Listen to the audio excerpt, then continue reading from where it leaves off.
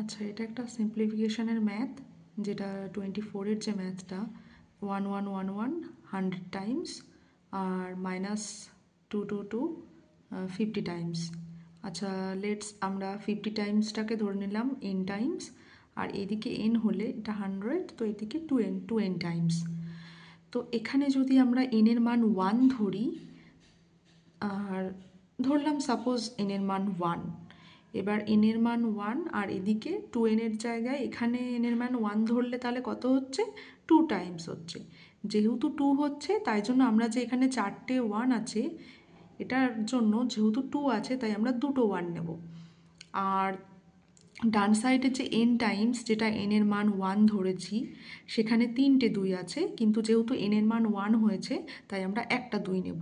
এবার √11 - 2 হলে কত হবে? সেটা 9 হবে। এবার √9 মানে 3। এরকমভাবে করলে দেখা যাবে যে n এর মান 2 হলে দুটো 3 হচ্ছে, n এর মান 3 হলে 3টে 3 হচ্ছে, n এর মান 4 হলে 4টে 3 হচ্ছে। তো এটা পরবর্তীতে অন্য অঙ্কে আমাদের কাজে লাগতে পারে।